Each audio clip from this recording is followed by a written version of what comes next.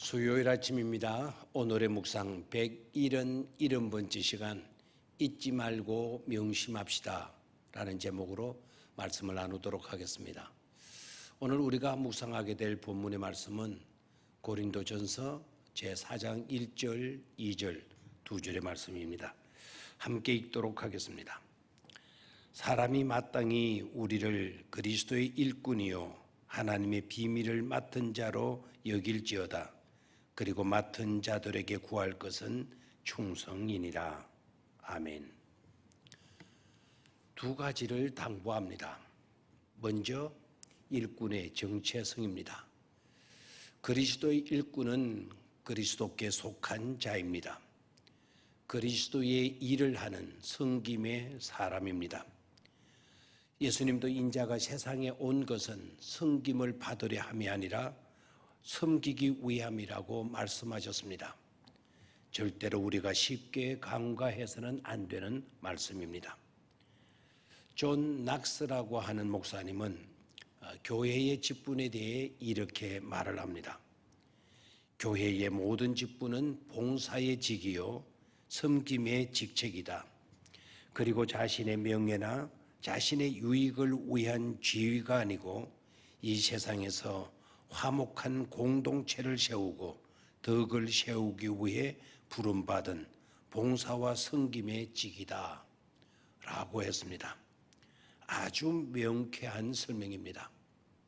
존 낙스는 그런 신앙 고백을 갖고 있었기에 주님께로부터 귀하게 쓰임을 받았습니다. 다음으로는 일꾼의 태도입니다. 일꾼이라는 단어는 디아코노스라고 하는 헬라어 단어인데 이 단어의 뜻은 식탁의 봉사자라는 뜻을 갖고 있습니다.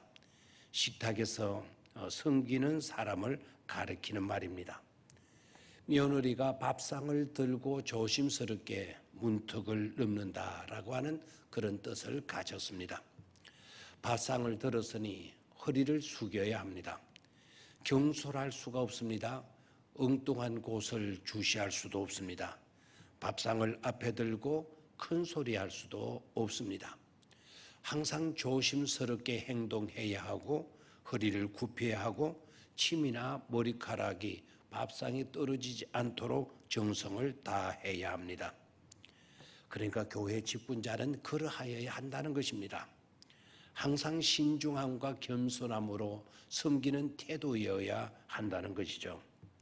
다음은 일꾼의 본분입니다. 마태복음 24장 45절, 마태복음 24장 45절 말씀을 같이 봅니다. 충성되고 지혜 있는 종이 되어 주인에게 그 집 사람들을 맡아 때를 따라 양식을 나눌 줄 자가 누구뇨? 충성되고 지혜 있는 종이 되어 주인에게 그 집 사람들을 맡아 때를 따라 양식을 나눠줄 자가 누구뇨라고 했습니다. 누구뇨라고 반문합니다. 그러니 누구뇨? 이미 해답이 제시되었다는 말씀입니다. 그러니 누구이냐, 누구이겠느냐라는 뜻이죠. 일꾼은 먼저 충성되고 지혜로워야 한다고 말씀하고 있습니다. 그리고 하나님께로부터 초대받은 사람들, 초대받은 양떼들에게 때를 따라 적절하게 기쁨으로 하늘의 신령한 빵을 공급하는 일을 감당하는 그런 일꾼이 되어야 한다는 것입니다. 그러니까 일꾼은 일꾼으로서의 바른 정체성을 망각해서는 안 됩니다. 그리고 일꾼으로서의 바른 태도나 본분을 잊어버린 채 교만하거나 나태하거나 게으름을 피워서도 안 되고 그럴 수도 없다는 것입니다. 엉뚱한 것에 더 관심을 쏟거나 정신이 팔려서도 안 됩니다. 그래야만 때를 따라 적절하게 양식을 공급해 줄 수 있고 충성스럽고 지혜로운 일꾼이 될 수 있습니다. 교회 안에 일은 우열이 없습니다. 차별이 없습니다. 모두가 중요합니다. 모두가 같은 그리스도인의 몸에 동등한 지체들이며 각각의 기능을 위해 중요한 것들입니다. 그런 거로 지체들의 사명은 주인이신 예수 그리스도에게 유용한 사람이 되어야 하고 주님의 몸된 교회에도 교회의 일꾼으로서 교회의 유용한 사람이 되어야 할 뿐만 아니라 이 세상에서도 하나님의 목적 성취에 도움이 되어야 함을 잊지 말아야 합니다. 잔치는 혼자 하는 일이 아니며 자기 이름을 내기 위한 것도 아닙니다. 모든 일을 함께하고 오직 주님의 이름과 그의 영광을 위해서 하는 것입니다. 또한 일꾼이 이 세상에서 사람에게도 유용한 사람이 되어야 합니다. 예수님께서는 내가 온 것은 양들로 생명을 얻고 더욱 풍성하게 하려는 것이다 라고 말씀하셨습니다. 주님은 하나님 아버지의 뜻은 이 땅에서 하나님의 초대를 받은 모든 사람들이 하나님께서 주시는 생명의 뜻과 영생하도록 솟아나는 그 생수를 통해 풍성한 삶을 누리는 데 있습니다. 그 일을 위해 이 땅에 오신 것이라는 것입니다. 바울은 이렇게 말합니다. 자신은 그리스도 때문에 어리석은 사람이 되었지만 여러분들은 그리스도 안에서 지혜 있는 사람이 되었습니다. 우리는 약하나 여러분들은 강합니다. 우리는 천대를 받고 있으나 여러분들은 영광을 누리고 있습니다 라고 했습니다. 즉 자신을 버리고 교인들 여러분들의 유익을 위하는 그런 삶을 살았다는 그런 고백을 하고 있는 것이죠. 이제 막 정치에 발을 들여놓은 한 정치인이 있었습니다. 그가 자신의 생애에 첫 연설을 위해 연설대 위로 올라왔을 때 놀랍게도 청중은 단 한 사람뿐이었습니다.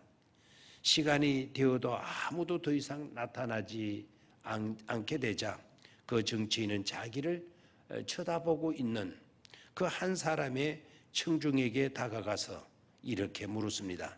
선생, 나는 이제 막 정치를 시작하려는 젊은 정치인이라오. 당신 생각에는 내가 오늘 여기서 연설을 하는 것이 좋겠소? 아니면 오늘 모임은 없었던 것으로 하는 것이 좋을 것 같소? 그러자 한 사람의 청중은 잠시 생각을 하더니 이렇게 말을 했습니다. 글쎄 올시다. 나는 그저 소치는 사람에 불과하답니다. 내가 아는 것이라고는 소뿐이죠. 그런데 만약 내가 목장에 소 먹이를 가져갔을 때 단 한 마리의 소가 나타난다고 하면 그래도 저는 그 한 마리에게 먹이를 주곤 한답니다. 젊은 정치인이 농부의 충고를 받아들여 연설을 시작했습니다. 그는 1시간 반이나 연설을 했습니다. 하지만 소치는 사람은 한마디도 없이 듣고만 있었습니다. 연설이 끝났을 때 정치인이 말했습니다. 자, 드디어 끝났군. 내 연설이 어땠어요? 그러자 소치는 사람이 빙그레 웃으며 말했습니다. 말했듯이 내가 아는 것은 소뿐이랍니다. 하지만 만약 내가 소들에게 줄 먹이를 목장으로 가져갔을 때 단 한 마리의 소만 나타나면 그때 나는 이 한 마리 소에게 이 모든 먹이를 다 주어야 할 것인지를 생각하느라 잠시 머뭇거리곤 한답니다. 사람들의 아픈 마음을 헤아릴 줄 아는 사려 깊은 일꾼이야말로 사람들에게 유용한 일꾼이 될 수 있다는 것이죠. 오늘 하루 아름답게 우리에게 주어진 일들, 주님이 기뻐하실 일들 충성스럽게 감당하며 살아가는 저와 여러분들이 되시기를 바랍니다. 감사합니다.